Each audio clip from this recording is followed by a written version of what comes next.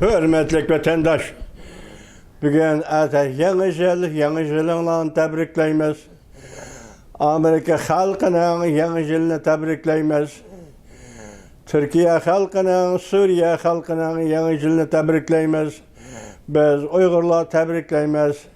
Yeni yılda yeni neticelerini kazanışınlarını. Bulup Amerika halkı Prezident Trump'ın asıraya kirgendiği keyin Prezident Trump'ın rehberligide Amerika halkının zor galibelerini kolga keltirişini tebrikleyimiz. Vatandaşlarım, Uygurlarning vaziyeti müşyegi keldi yetip körüp duruvatsılar. Cungunun vaziyeti müşyegi keldi yetip körüp duruvatsılar. Biz müşündak ahval astıda Cungu hükümetinin meselelerini tinç yol bilen hal kılışka kuch çıkarışını ve müşü yolda aktif kadem taşlışını karşılamız. Mesela Qaraganda hazır Tibetler meselesi halkara kanun boyunca teyyar bulup oldu. Qaraganda Uygurlar meselesi hazır teyyar bulup oldu.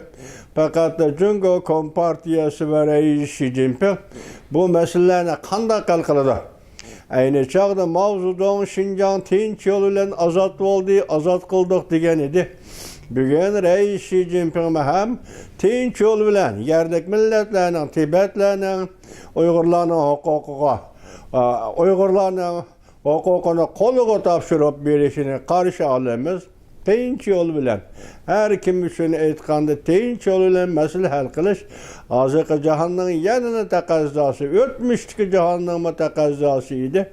Tinç yol bilen mesele hal qilishini umid qilamiz. Men bugun vatandosh sizga ko'proq so'zlashim kerak edi. 3 kun bo'ldi qattiq zukam. Şunu sizlarning oldinglarga chiqqanmidan bugun ham mushunchalik so'zlak hammanglarning yangi yilini tabriklaymiz. Bo'lib Amerika xalqiga nusrat ato qil Allah. Prezident Trump Aqsharayga kirgandan keyin vazifa o'tashni boshlagandan keyin siyosat va barliq xizmatlarda g'alabali ilgirlab Amerika xalqiga rahbarlik qilib, bu yangi yilda yangi dunyoning nihoyat murakkab ishlariga savol qo'yib, javob topib, murakkab ishlarni oddiylashtırib, hal qilishini umid qilamiz vatandoshlar. Kechiringlar. Men yana 1-2 kundan keyin sizlarni yuz ko'rishim mumkin. Yaman og'ir zukamman. Kechiringlar vatandoshlar.